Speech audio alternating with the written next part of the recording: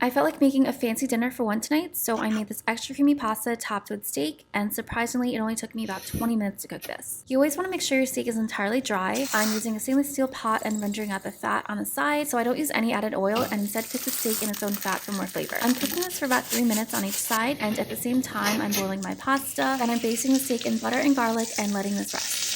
In the same pan with all that leftover flavor from the steak, add some onion, season and let it cook until it's a bit translucent, and then I'm adding tomato paste, and you don't want to rush cooking this. I let this cook for at least 5 minutes. You can see the oil starts to release, which is going to give you so much more flavor from the tomato paste, and then I'm adding my pasta that I cooked slightly before al dente, a little heavy cream and pasta water, and then a few handfuls of Parmesan. I usually like to add just a little at a time and adjust as needed. I feel like this is always the best way to cook since you can always add more, but it's much harder to take away. I let my steak dry age in the fridge for too long, so it kind of developed this leathery texture, and it was a bit too done for my taste, but the pasta made up for it and it was still good, and I topped this with a spoonful of caviar.